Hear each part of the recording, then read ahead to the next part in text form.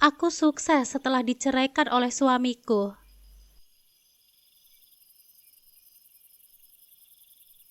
Assalamualaikum sahabat Bunda.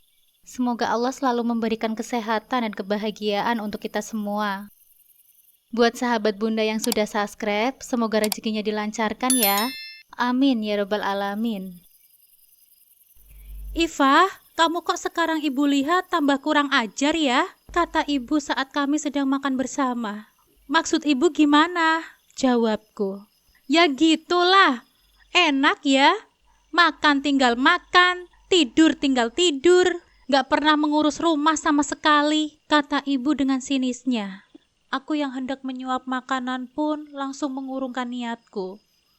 Selalu begini, mertuaku seakan menganggapku hanya benalu yang siap menggerogoti hartanya. Kalau aku jadi dia sih, gak enak lah ya Ma. Sudah numpang hidup, biaya hidup harus ditanggung juga. Kali ini Mbak Lina yang berceloteh. Jangan tanya bagaimana sakitnya hati ini saat mendengar mereka menyindirku. Aku mencoba menelan ludah, menahan rasa pahit yang menggumpal di tenggorokan.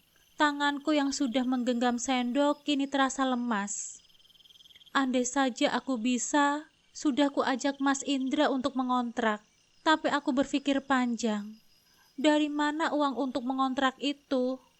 Sementara baik aku ataupun Mas Indra tidak bekerja. Bagaimana untuk makan? Untuk dihapus Tiara? Iyalah Lin, dikira suamimu itu gudang duit kali ya? Bisanya numpang mulu. Telingaku terasa panas. Memang, semua biaya kebutuhan rumah ditanggung oleh Mas Wahab, suami Mbak Lina. Iyalah Bu, untung suamiku itu baik, gak bisanya jadi benalu saja. Oke cukup. Aku bangkit dari kursiku, membawa piring makananku ke kamar tanpa mengatakan sepatah kata pun. Biarkan mereka menertawakan sikapku. Biarlah mereka berpikir kalau aku tidak punya harga diri. Aku hanya ingin menikmati makananku dengan tenang, tanpa disindir, tanpa dipermalukan. Biasanya, jika sudah disindir seperti itu, aku akan mengalah, menahan lapar lebih lama, baru meminta izin makan saat mereka sudah selesai. Namun kali ini tidak. Sudah cukup aku diinjak. Sudah cukup aku diremehkan. Aku masuk ke dalam kamar dengan langkah berat. Kulihat Tiara tengah tertidur pulas di atas kasur tipis milik kami. Wajah mungilnya nampak damai, seolah tidak ada beban, seolah dunia ini bukan tempat yang kejam. Hatiku menjerit, jika saja dulu aku tidak gegabah, jika saja aku berpikir panjang sebelum menikah, mungkin saat ini aku tidak perlu menghadapi kenyataan sekeras ini. Aku melanjutkan makan dengan lahap. Perutku berteriak minta diisi sejak pagi. Namun hatiku yang lebih terasa kosong. Dari luar kamar, masih terdengar suara mereka bercengkrama. Suara yang menyadarkanku bahwa aku bukan bagian dari keluarga ini. Menjelang sore dengan wajahnya yang kusam dan baju yang kotor, Mas Indra pulang. Dek, Mas cuma dapat segini. Tadi bengkel Mas Wahab ramai banget padahal. Ucap Mas Indra.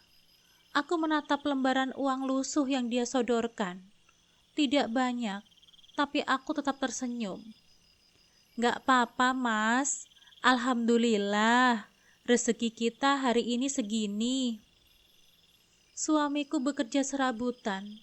Kadang dia membantu di bengkel kakak iparnya, kadang juga dia menjadi tukang parkir di agen sembako di seberang jalan, menggantikan temannya yang tidak masuk. Maaf ya Dek, kalau saja tadi Denny masuk, mungkin Mas bantuin di bengkel Mas Wahab. Sudahlah Mas, seberapapun uang yang kamu dapatkan, insya Allah ada keberkahan di dalamnya.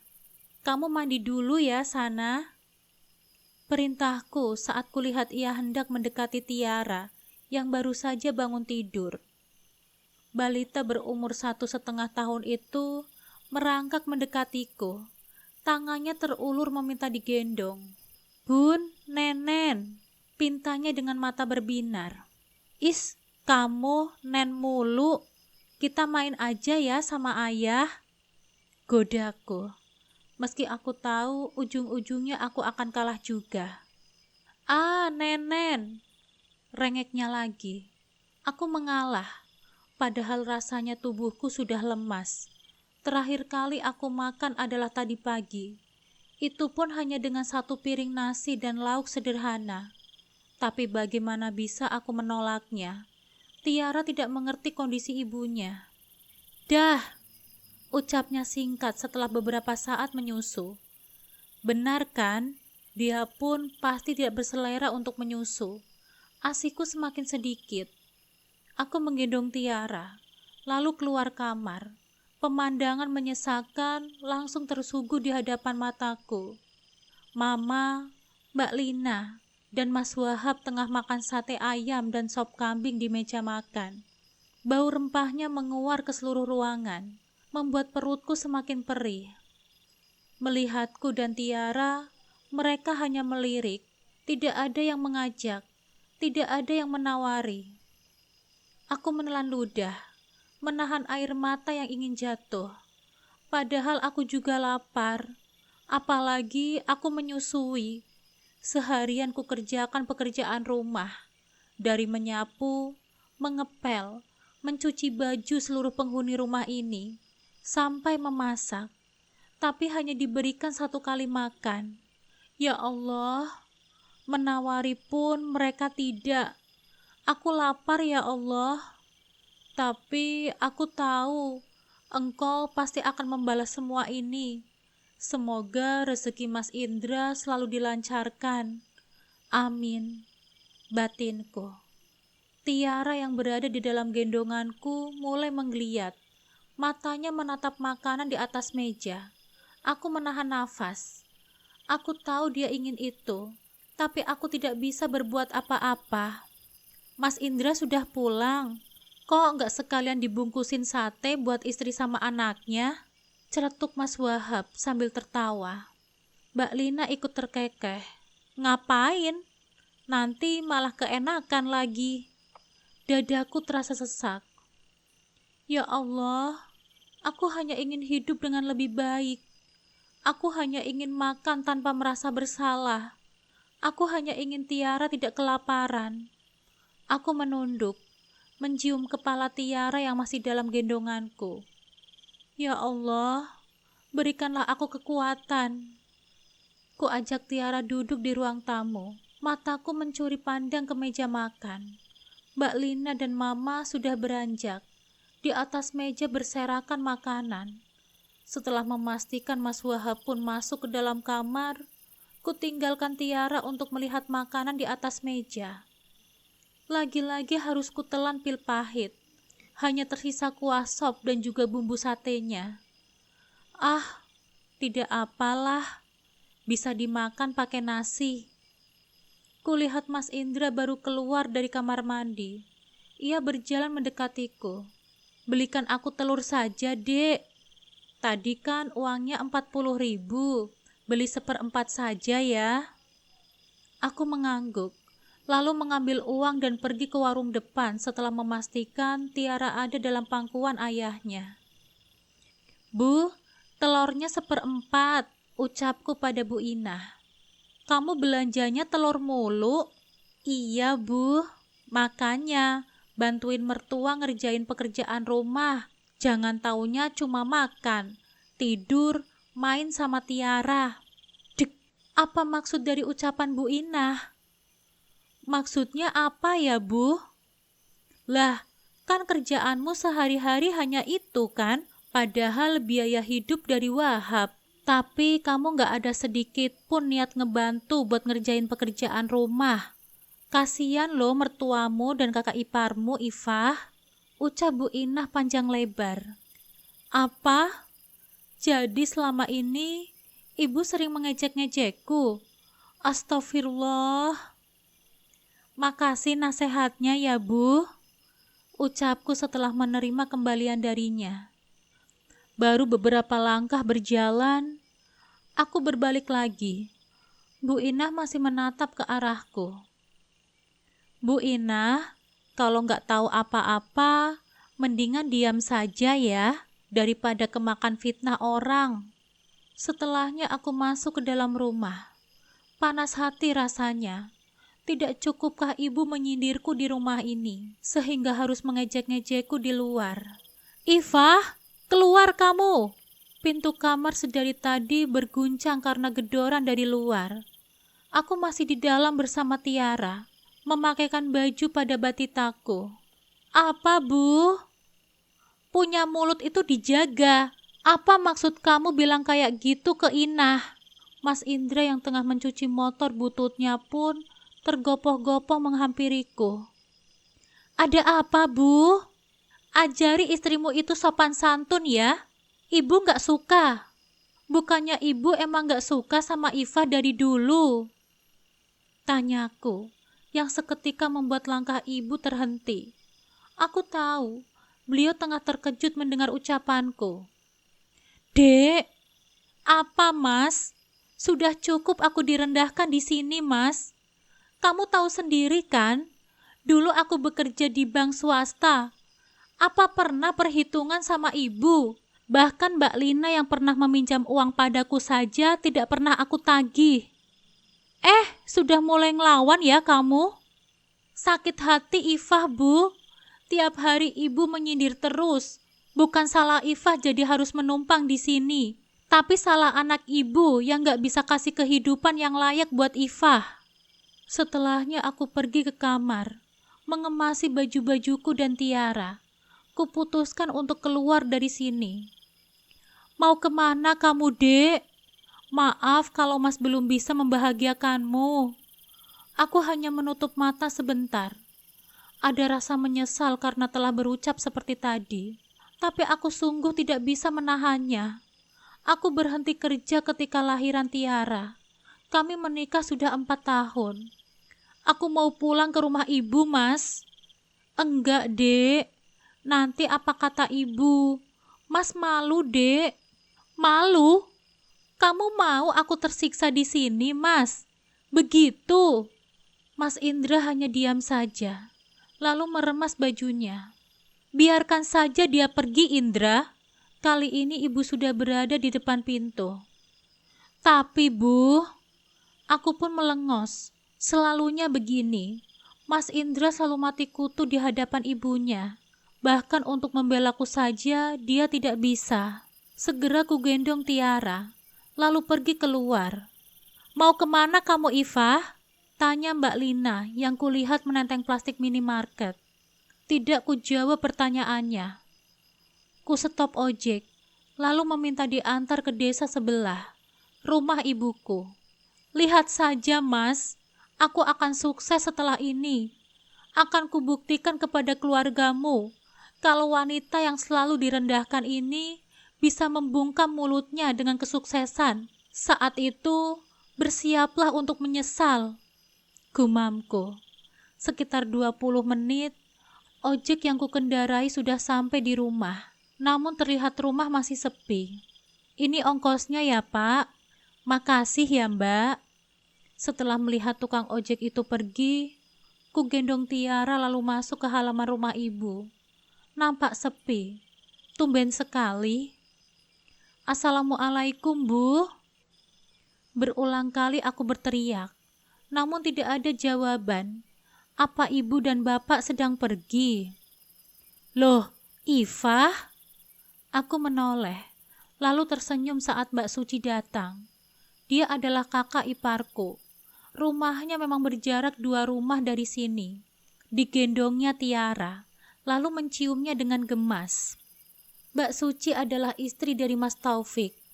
Mereka sudah menikah 7 tahun yang lalu, namun belum dikaruniai keturunan.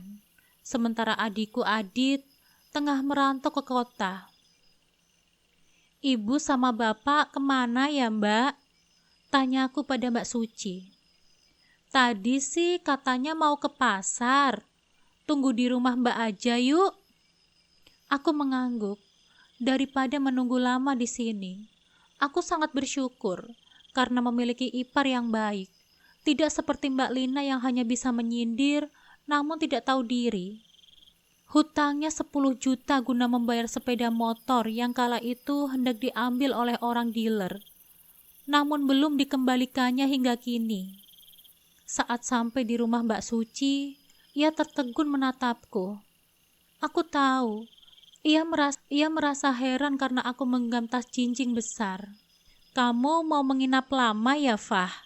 Tumben, bawa tas besar begitu. Iya, Mbak, mungkin akan selamanya aku di sini, ucapku lesu. Sejujurnya ada rasa tidak enak saat menyadari diri jika akan membuat repot orang tua lagi. Namun mau bagaimana lagi? Untuk mengontrak saja, saat ini aku belum punya keberanian.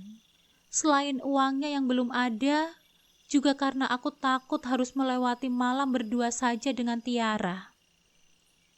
Ya sudah, gak apa-apa.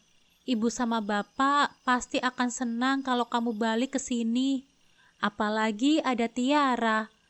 Maklum, kan Mbak belum bisa kasih cucu buat ibu, jawab Mbak Suci. Aku tersenyum, lalu mengelus pundak kakak iparku itu. Semoga nanti aku akan bisa sukses untuk membungkam mereka yang selalu menyindirku menumpang. Bukankah memberiku tempat tinggal adalah kewajiban Mas Indra sebagai seorang suami?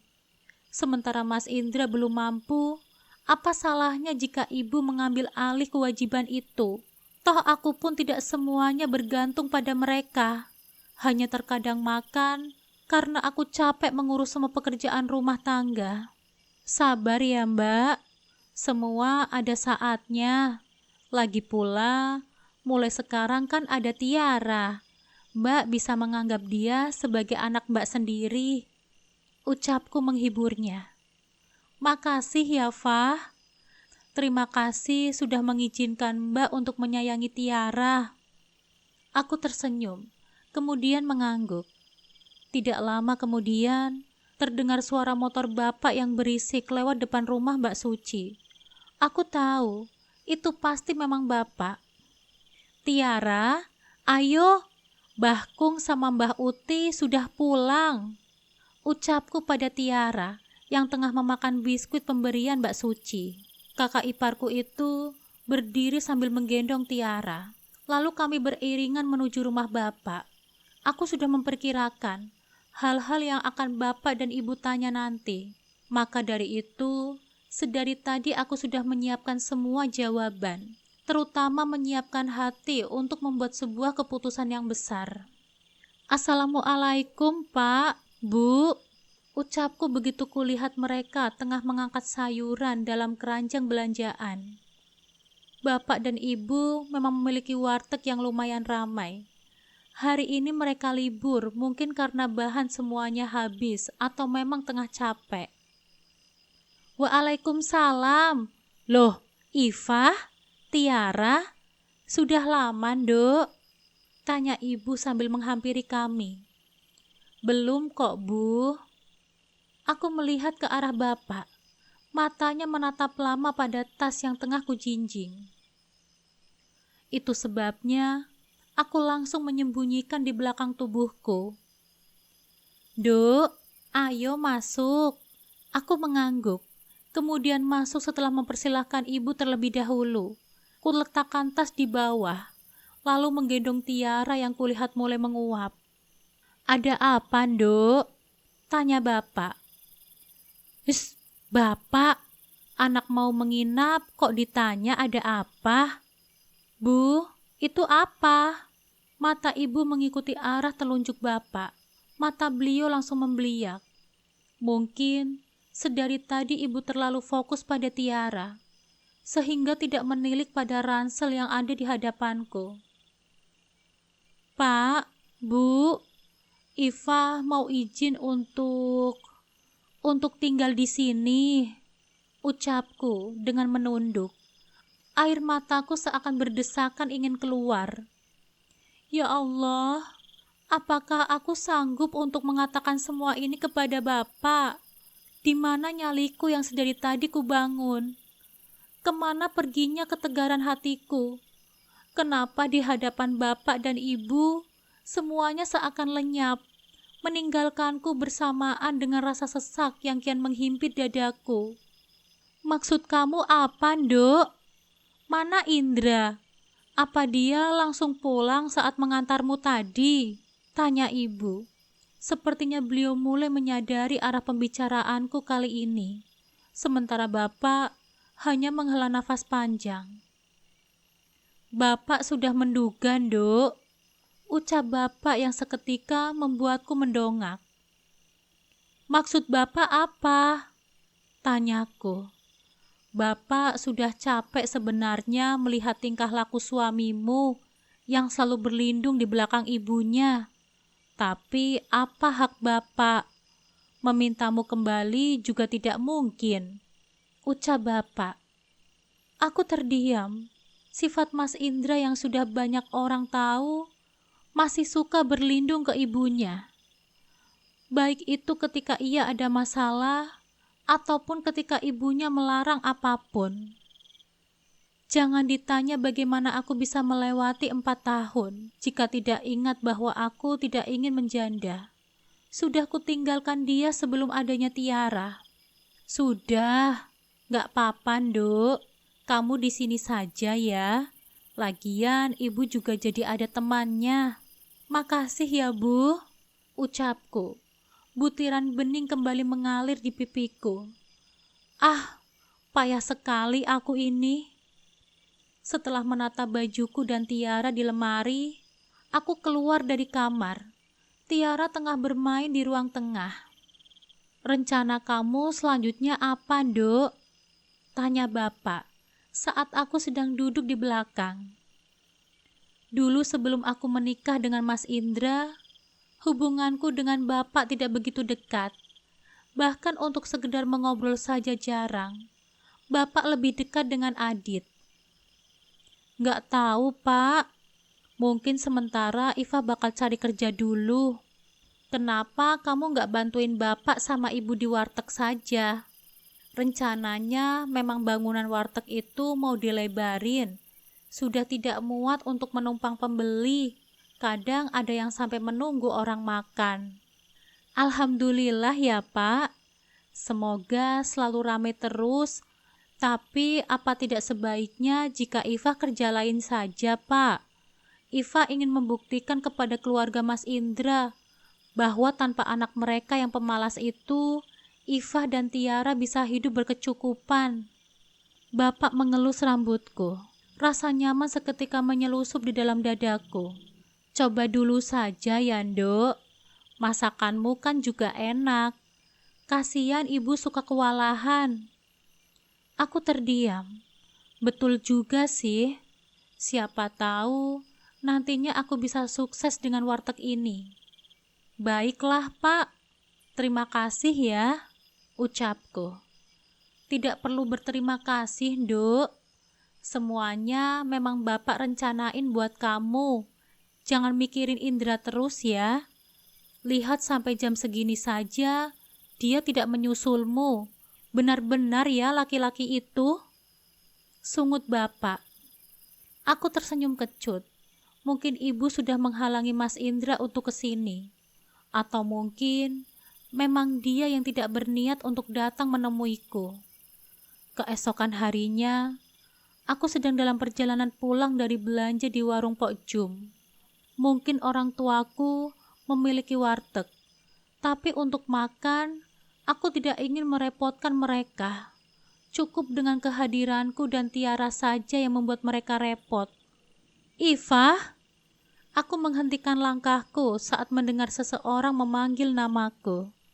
Kepalaku menoleh ke belakang, lalu menghela nafas panjang saat melihat Bu Isah biang gosip di daerah Mas Indra datang menghampiriku.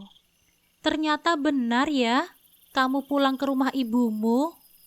Pasti ibu telah menyebarkannya.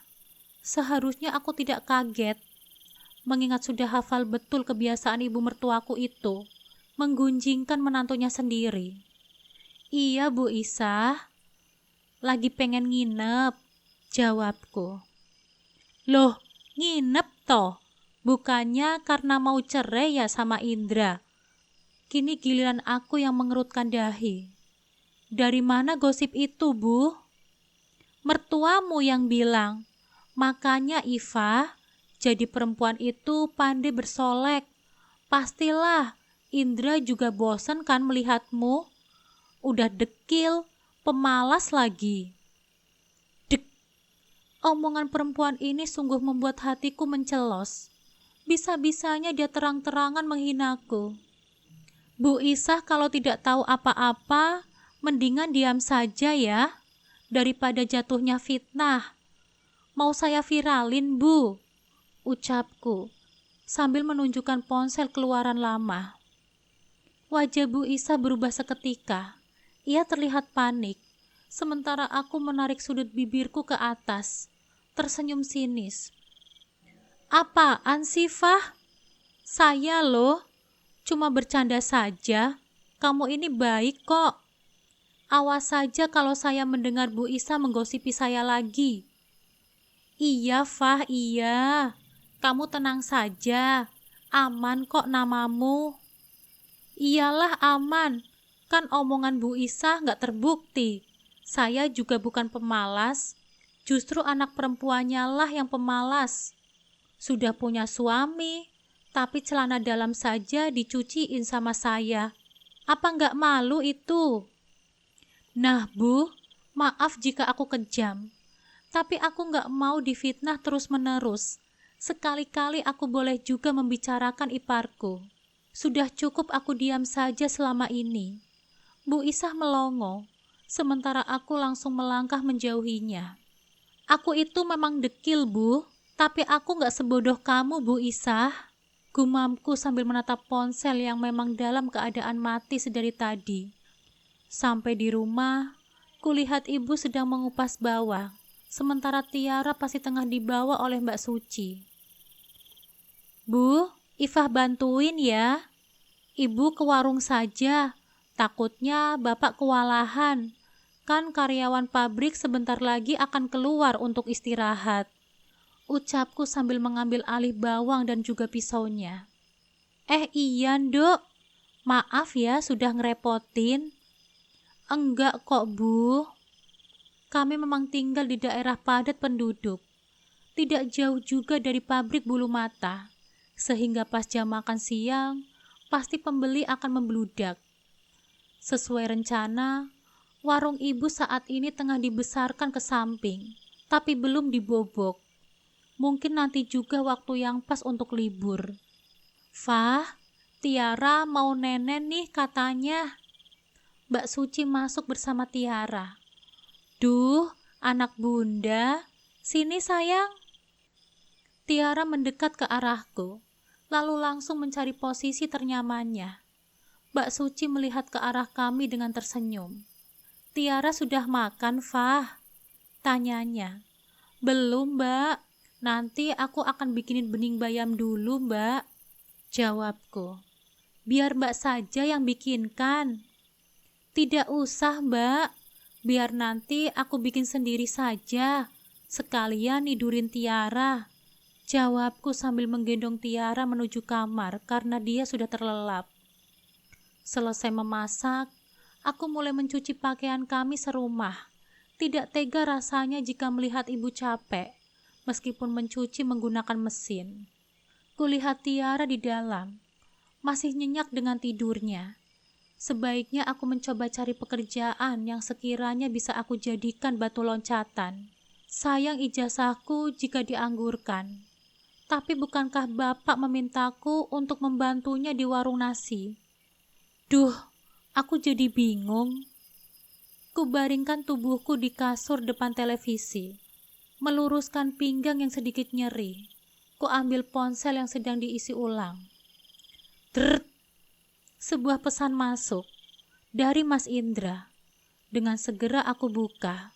Penasaran karena sedari kemarin tidak kelihatan niatnya untuk sekedar menghubungi. Padahal jarak rumah kami tidaklah jauh. Dek, kapan kamu pulang? Ih, pulang katanya. Pulang kemana? Di sana bukanlah tempatku. Dert. Dek, tolong dibalas. Masih kudiamkan saja. Malas jika membalasnya pun yang hanya adalah pertengkaran. Hatiku sudah terlampau sakit. Begitu banyak pengorbananku untuk keluarganya. Dari jatah ibu yang sebulan harus 1,5 juta, belum lagi Mbak Lina yang gemar meminjam uang. Jika kamu tidak pulang besok, terpaksa Mas harus menceraikanmu. Dek, pesan ketiga masuk kembali. Kali ini hatiku seakan tidak merasakan sakit.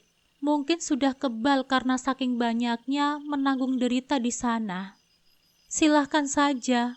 Yang harus kamu tahu, aku dan Tiara tidak akan pulang jika masih harus di sana. Jadilah imam keluarga yang sesungguhnya. Jangan mau terhasut oleh ibumu. Silahkan saja. Yang seharusnya kamu tahu, aku dan Tiara tidak akan pulang jika masih harus di sana. Jadilah imam keluarga yang sesungguhnya. Jangan mau dihasut oleh ibumu, Mas. Tidak apa kita membantah. Demi kebaikan juga. Apa kamu tidak kasihan kepadaku dan Tiara? Balasku. Pesan langsung di checklist 2. Berwarna biru.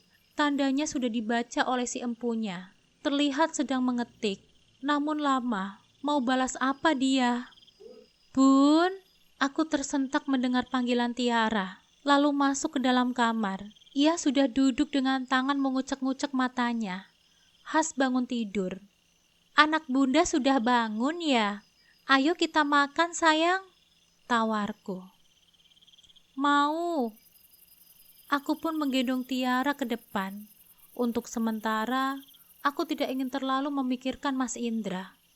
Capek sendiri, capek hati dan capek pikiran.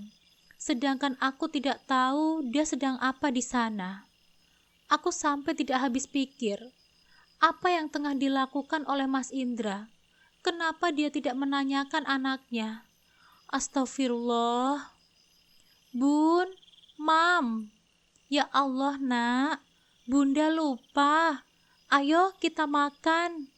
Aku segera berlalu ke belakang untuk mengambil nasi dan bening bayam. Sementara Tiara, kutinggalkan setelah ia kuikat di meja makan khususnya. Aku beruntung memiliki kakak ipar yang begitu perhatian. Tadi pagi, Mbak Suci datang membawa kursi ini, biar Tiara gampang makannya, katanya. Aku mulai menyuapi Tiara. Anak itu makan dengan lahap, sangat berbeda saat masih di rumah ibu. Mungkin anak sekecil itu juga mengerti dengan keadaan bundanya yang tidak kerasan di sana. Selesai menyuapi Tiara, aku mengunci pintu belakang, lalu berlalu keluar. Setelah memastikan tidak ada kompor, kukunci pintu depan. Niatnya aku akan mengunjungi warung ibu, membantunya sekedarnya. Mbak, aku mau ke warung ibu dulu ya. Pamitku saat kulihat Mbak Suci sedang duduk di warung Pok Jum. Iya, Fah, kamu hati-hati ya. Aku mengangguk, lalu melanjutkan langkahku. Jarak rumah dengan warung tidak terlalu jauh, hanya melewati 3 gang saja. Cuaca cukup terik, untung tadi Tiara aku pakaikan topi. Dek, tunggu. Aku menoleh. Terlihat Mas Indra datang menggunakan sepeda motor. Tapi tunggu, itu sepeda motor siapa? Barukah motornya? Duh, Indra datang mau ngapain sih? Aku mempercepat langkahku. Warung ibu sudah dekat, bahkan sudah kelihatan dari sini. Kutoleh ke belakang. Mas Indra semakin mendekatiku. Ya Allah. Dek, tidak kuhiraukan ucapannya. Ia masih berada di atas motor, bersisian denganku yang berjalan kaki. Dek, maafin Mas ya. Dek, jangan diam saja dong. Cikik, tiba-tiba Mas Indra berhenti mendadak di hadapanku. Mau tidak mau, aku pun berhenti juga karena motornya menghalangiku. Kututupi Tiara. Tidak ingin dia melihat ayahnya datang, ayah yang sudah menelantarkannya. Apa, Mas? Tanyaku, tidak serta-merta melihat wajahnya. Dek, ayo pulang. Pulang kemana, Mas? Di sini kan tempatku. Dek, ayo kita tinggal di rumah ibu lagi. Mas janji gak akan membiarkan mereka merendahkanmu lagi. Ih, aku tersenyum sinis. Dia pikir aku akan percaya dengan akal bulusnya. Sudah beberapa lama aku diperlakukan begini. Kenapa baru sekarang dia menunjukkan sikap belas kasihannya? Dek, Ifah, aku menoleh bapak memanggilku dan melambaikan tangannya. Aku menghela nafas lega. Mungkin ini hanyalah tipuan semata, sebab bapak melihatku tengah dihadang oleh Mas Indra. Maaf ya Mas, aku mau bantuin ibu dulu di warung, ucapku. Biar Tiara sama Mas saja ya dek. Aku menundukkan badan saat ia mengulurkan tangannya. Segera ku tepis. Tidak mungkin jika kuserahkan Tiara. Bisa jadi dia akan menjadikan Tiara sebagai alasan untuk aku kembali ke sana. Gak perlu Mas, Mbak Suci sebentar lagi akan datang. Aku permisi. Ku tinggalkan Mas Indra yang tengah mengusap wajahnya dengan kasar. Maaf Mas, aku masih sakit hati dengan ucapanmu tadi di ponsel. Saat masuk ke dalam warung, kulihat sudah ada beberapa orang yang mengantri. Ku taruh Tiara di atas kasur, lalu meminta ibu untuk menungguinya sebentar. Ibu istirahat dulu ya, biar Tiara yang melayani mereka. Iya, makasih ya Nduk. Aku merasa bersalah saat melihat raut wajah ibu yang kelelahan. Wajar saja, seharian kami bisa menghabiskan beras hampir 50 kilo lebih. Untuk ukuran warteg dan hanya 2 orang yang di sini. Itu sudah termasuk banyak. Mbak, saya mau nasi pakai ayam kecap dan terong balado ya. Bungkusin 5. Segera ku siapkan pesanan dari karyawan pabrik itu. Setelah selesai, ku berikan padanya. Berapa mbak? 15.000 kali 5 jadi 75.000 ya mbak. Ia pun menyerahkan uang. Ku kembalikan dengan uang pas. Setelahnya, pelanggan semakin banyak. Maklum sekarang ini pas banget jam makan siang. Alhamdulillah, ucapku sambil meregangkan badanku. Kulihat tempat sayur, lauk pauk, dan juga gorengan sudah habis. Ibu pun sudah selesai menggoreng bakwan. Sementara Tiara tengah bersama bapak. Untung tadi ada Mbak Suci yang kesini. Namun sekarang dia sudah pulang.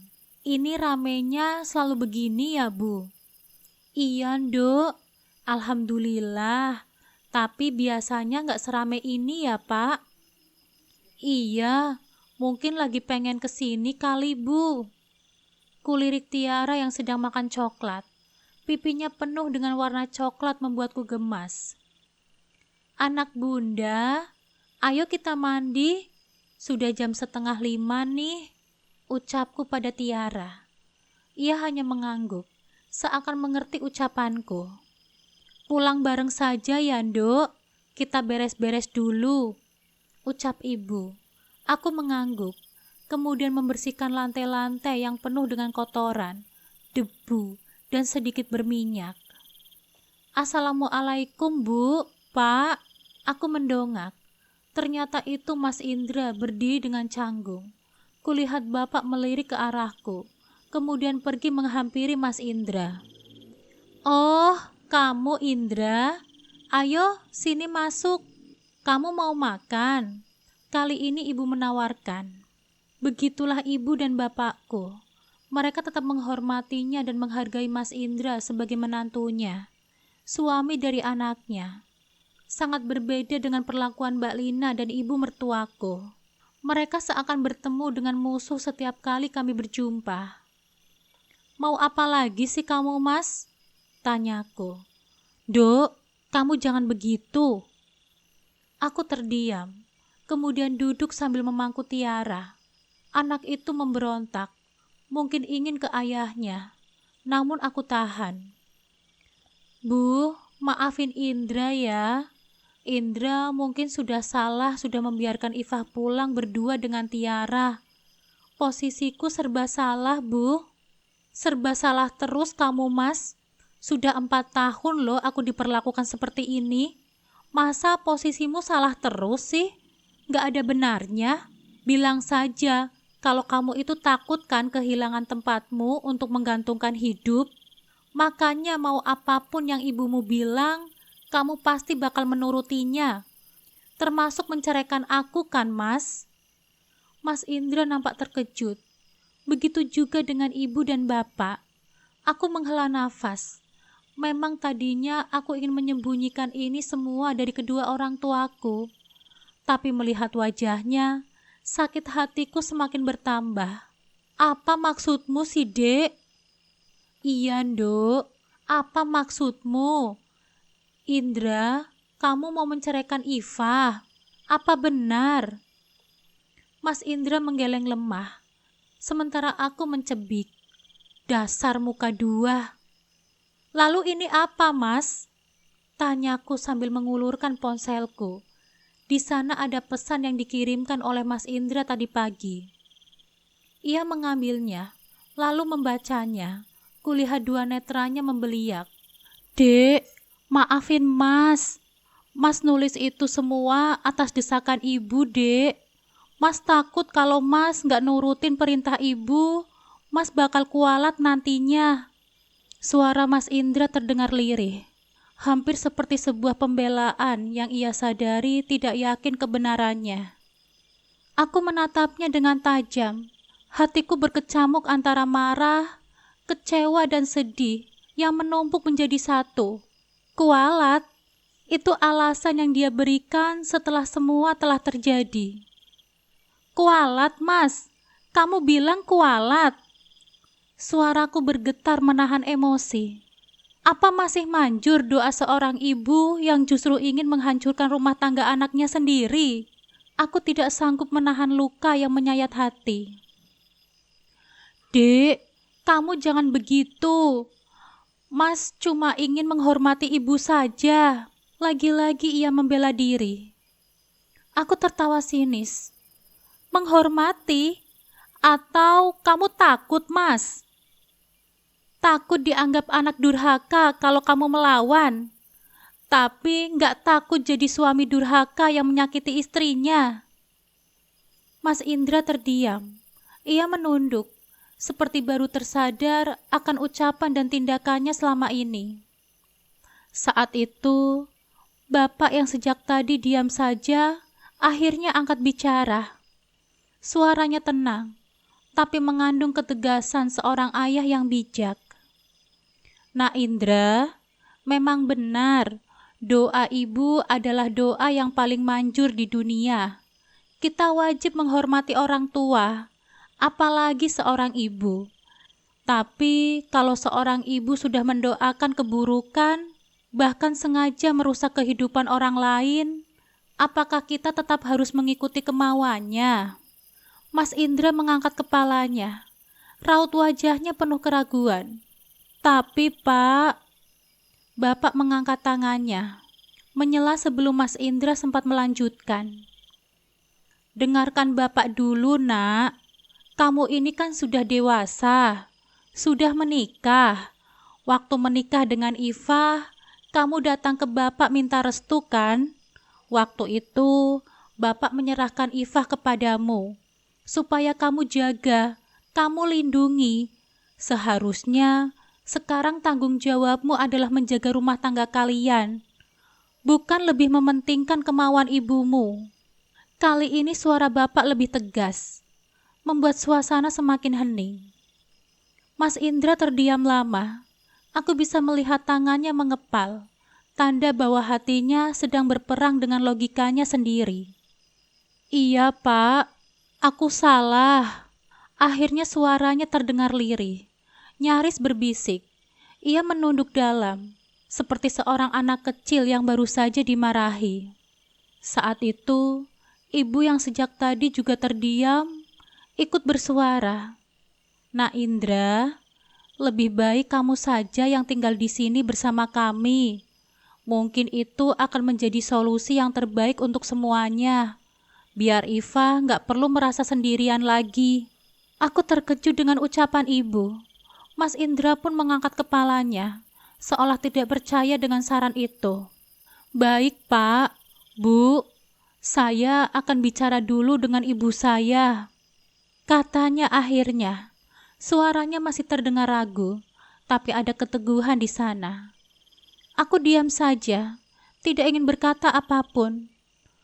Bagiku semuanya sudah cukup. Saya permisi pulang ya Pak, Bu, Iva.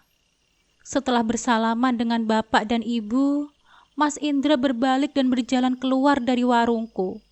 Aku sendiri tetap berdiri diam, tidak mengulurkan tangan untuk bersalaman dengannya. Aku masih terlalu sakit untuk sekedar pura-pura baik-baik saja. Saat punggungnya menghilang dari pandangan, aku menghela nafas panjang.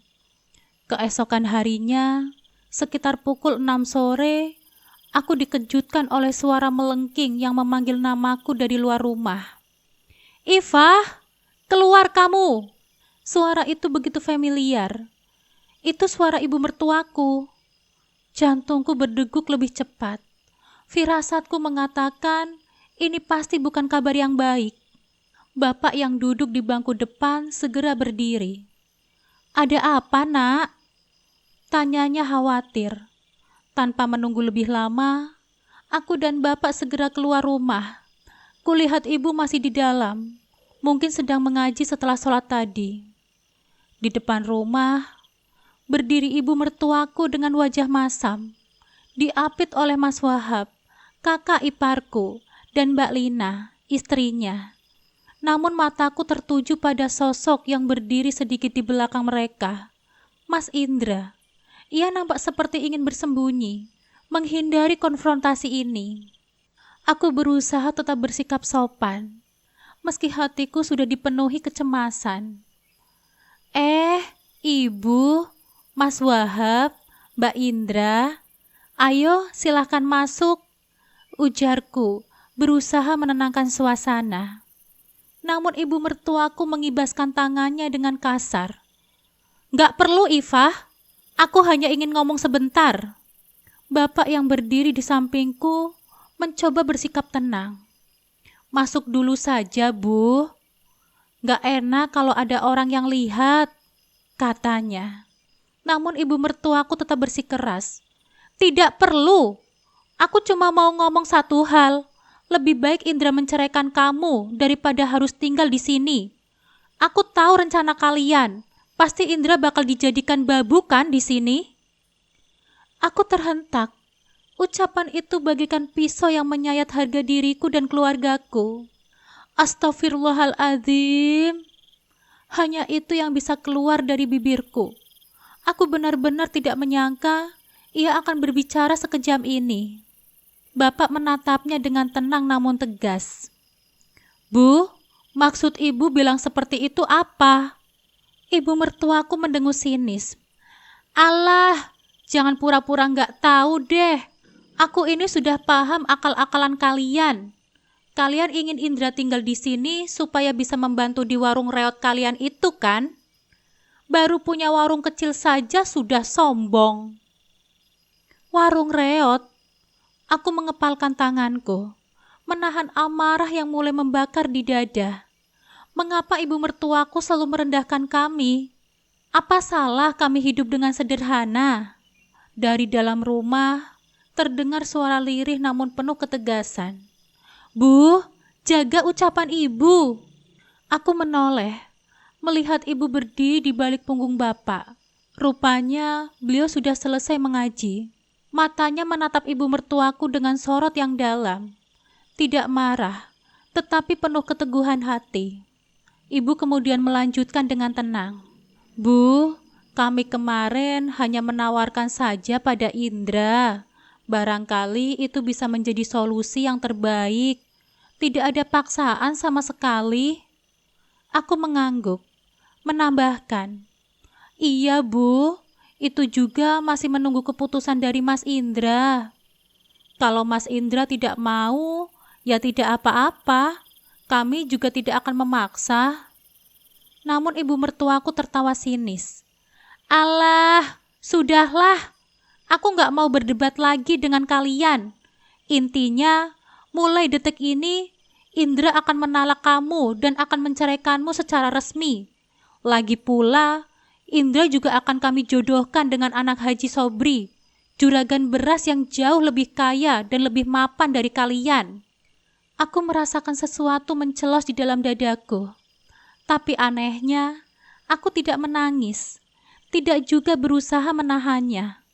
Yang kurasakan hanyalah satu, kelegaan. Aku menarik nafas dalam-dalam, lalu menatap ibu mertuaku lurus-lurus. Dengan suara yang tenang namun penuh ketegasan, aku berkata, "Ya sudah, Bu, silahkan saja. Aku tunggu proses persidangannya." Ibu mertuaku nampak sedikit terkejut dengan reaksiku. Mungkin ia mengira aku akan menangis dan memohon agar pernikahan ini tetap bertahan. Tapi tidak. Aku sudah muak. Sudah cukup aku bersabar menghadapi Mas Indra dan keluarganya yang selalu merendahkanku dan orang tuaku. Setelah mengucapkan kata-kata terakhirnya, ibu mertuaku berbalik, diikuti oleh Mas Wahab dan Mbak Lina. Mas Indra masih sempat menatapku sekilas sebelum akhirnya mengikuti langkah keluarganya, meninggalkanku dengan luka yang mereka goreskan begitu dalam. Aku menghela nafas panjang. Saat mereka benar-benar menghilang dari pandangan, bapak dan ibu segera menghampiriku. Ibu mengusap pundakku dengan lembut, sementara bapak berkata, "Iva, ini bukan akhir dari segalanya. Kamu masih punya masa depan yang lebih baik. Percayalah, Allah pasti sudah menyiapkan yang terbaik untukmu." Aku menunduk, mengangguk pelan. Tapi kenapa rasanya tetap sakit? Bapak merangkul pundakku dengan lembut. "Sholatlah, nak. Minta ketenangan hati kepada Allah. Doakan agar hatimu kuat dan ikhlas." Aku mengangguk, lalu beranjak mengambil air wudhu. Kebetulan azan Isya sudah berkumandang. Setelah wudhuku selesai, aku menghamparkan sajadah dan menunaikan sholat Isya 4 rakaat. Setelah salam, aku menengadahkan tanganku. Air mataku jatuh begitu saja. Aku mulai berdoa. "Ya Allah, yang Maha Pengasih dan Maha Penyayang, aku datang kepadamu dengan hati yang terluka, dengan jiwa yang lelah. Aku mohon ya Allah, berikanlah aku kekuatan untuk menerima takdir ini dengan ikhlas. Jika pernikahan ini bukan yang terbaik untukku, maka aku ridho dengan keputusanmu. Jauhkanlah aku dari kebencian dan dendam. Lapangkanlah dadaku, dan gantikanlah kesedihanku dengan kebahagiaan yang lebih baik. Ya Allah, lindungilah orang tuaku yang selalu berusaha menjagaku. Balaslah kebaikan mereka dengan rahmat-Mu yang tiada batas. Dan untuk Mas Indra, jika dia memang bukan jodohku, aku ikhlaskan dia pergi. Aku mohon ya Allah, berikanlah aku seseorang yang lebih baik, yang bisa mencintaiku dengan tulus dan tidak menyakitiku. Ampuni dosanya, dan ampuni dosa ibu mertuaku. Berikanlah petunjuk kepada kami semua, agar berjalan di jalan yang Engkau ridhoi. Amin ya robbal alamin. Aku mengusap wajahku dengan tangan gemetar. Hatiku terasa lebih ringan. Aku tahu perjalanan ini masih panjang, tapi malam ini aku memilih untuk percaya bahwa Allah sedang menyiapkan sesuatu yang jauh lebih baik untukku. Seminggu telah berlalu sejak aku dan Mas Indra memutuskan untuk menyelesaikan segalanya di pengadilan. Besok pagi adalah hari persidangan pertama kami. Dan aku telah menyiapkan segalanya. Aku hanya meminta satu hal kepada Bapak, mencari pengacara yang tidak hanya mampu untuk membelaku, tetapi juga bisa memastikan bahwa hak asuh Tiara jatuh ke tanganku. Aku tidak ingin berpisah dengan putriku. Dia adalah segalanya bagiku. Meskipun aku menantikan sidang ini dengan campuran antara rasa cemas dan harap, aku tidak ingin terus-menerus terlarut dalam kegelisahan. Selama seminggu terakhir, aku sudah memiliki kesibukan baru. Warung makan yang akhirnya Bapak bangun untukku, Bapak mungkin melihat bagaimana aku terlalu tenggelam dalam kesedihan dan ingin aku punya sesuatu untuk kujalani. Warung ini tidak besar, tapi cukup untuk memenuhi kebutuhanku dan Tiara. Aku mengelolanya dengan penuh semangat, merancang konsepnya sendiri agar lebih kekinian. Berbeda dengan warung makan milik bapak dan ibu yang masih mempertahankan gaya tradisional. Aku mencoba menyajikan sesuatu yang lebih modern, dengan menu yang cocok untuk anak muda. Aku menambahkan beberapa makanan ringan kekinian yang sedang tren, dan menyediakan minuman segar seperti aneka jus dan kopi susu yang banyak disukai oleh remaja. Desain interior warung pun kubuat lebih menarik, minimalis, tapi tetap nyaman dan estetik. Aku memilih meja dan kursi dari kayu dengan warna pastel lembut, dihiasi lampu-lampu gantung yang memberikan kesan hangat. Di salah satu sudutnya, aku menyediakan rak kecil berisi buku dan beberapa mainan sederhana agar pelanggan betah berlama-lama. Tidak kusangka, warung ini ternyata ramai. Bahkan dalam waktu yang singkat, pelangganku sudah banyak. Sebagian besar adalah anak muda dan mahasiswa yang mencari tempat nongkrong murah meriah. Bahkan ada pelanggan yang berkata bahwa warungku ini bisa menyaingi usaha milik bapak dan ibu. Namun mereka tidak mempermasalahkannya. Sebaliknya, mereka bangga melihatku mampu mandiri dan mengelola usahaku sendiri. Bapak dan ibu sering mampir ke warungku, sekedar membantu atau hanya melihat-lihat dari kejauhan. Senyuman mereka memberiku semangat lebih untuk terus maju. Keesokan paginya, sidang perceraian akhirnya dimulai. Aku datang dengan bapak dan pengacaraku, seorang pria parubaya yang memiliki pengalaman panjang dalam menangani kasus perceraian. Mas Indra juga hadir, didampingi oleh ibunya yang sejak awal memang selalu membenciku. Sidang berlangsung dengan tegang, terutama saat membahas hak asuh Tiara. Mas Indra dan ibunya bersikeras bahwa Tiara lebih baik diasuh oleh mereka. Namun pengacaraku begitu lihai dalam menyampaikan argumen. Dia menunjukkan bukti bahwa selama ini akulah yang lebih banyak mengurus Tiara. Aku yang menemaninya tumbuh, merawatnya ketika dia sakit, dan memastikan kebutuhannya terpenuhi. Aku pun memiliki usaha yang cukup stabil untuk membiayai kehidupanku dan Tiara. Semua fakta itu akhirnya membuat hakim memutuskan bahwa hak asuh Tiara sepenuhnya jatuh kepadaku. Aku menghela nafas lega, merasakan beban besar terangkat dari pundakku, tapi kebahagiaanku tidak berlangsung lama. Begitu keluar dari ruang sidang, Mas Indra dan ibunya langsung menghampiriku dengan wajah masam. "Hei, gak usah sok-sokan kamu ya, Ifah. Anak burik kayak gitu saja kamu perjuangin mati-matian. Percuma, Indra bakal ngasih aku cucu dari calon istrinya yang baru, yang jauh lebih cantik dari anak ingusan itu." Suara ibu mertuaku menggema di lorong pengadilan, membuat beberapa orang yang lewat menoleh. Aku menggeleng pelan, menahan amarah yang mulai membuncah. "Sudah, Bu, cukup. Aku sudah muak dengan semua hinaan kalian," kataku, mencoba tetap tenang meskipun hatiku bergemuruh. "Alah, sombong banget sih. Jangan harap ya kamu bisa kembali lagi ke Indra dan memohon-mohon bantuannya," lanjut ibu mertuaku dengan sinis. Aku tertawa kecil, menatap mereka tanpa rasa takut.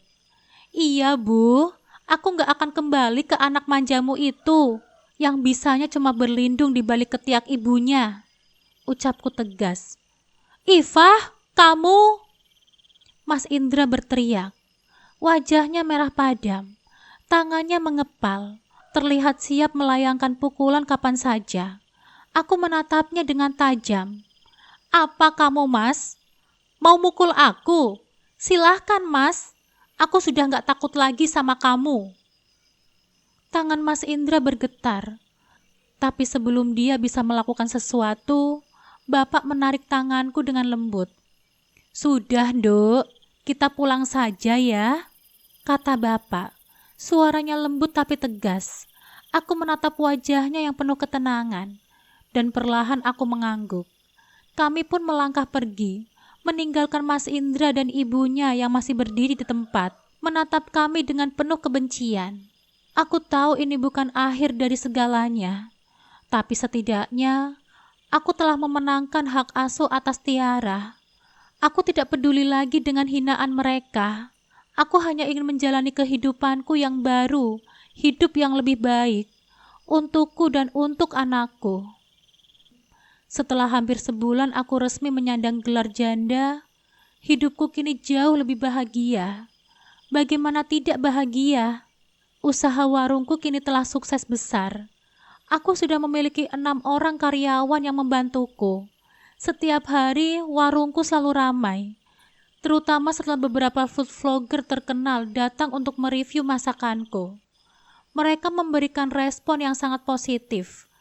Beberapa di antara mereka bahkan merekomendasikan warungku sebagai tempat makan yang wajib dikunjungi di daerah ini. Berkat promosi tidak langsung dari mereka, dalam waktu hampir 2 bulan, aku sudah meraup omset yang lebih dari cukup. Aku tidak pernah menyangka bahwa perceraianku dengan Mas Indra justru membuka pintu rezeki yang begitu besar untukku. Selain warung yang berkembang pesat, aku juga bersyukur karena anakku Tiara tumbuh dengan penuh kasih sayang. Meskipun aku sibuk mengelola warung, Tiara tetap mendapatkan perhatian yang utuh. Mbak Suci selalu setia menjaga dan merawat Tiara dengan penuh kelembutan. Rasanya, perceraianku ini justru membawa berkah tersendiri bagiku dan keluargaku. Sore itu, saat aku hendak menuju warung Bapak, aku melihat Ibu Isah, wanita yang dikenal sebagai ratu gosip di sekitar rumah Mas Indra. Dari kejauhan, dia berteriak memanggilku, "Mbak Ifah, Mbak Ifah."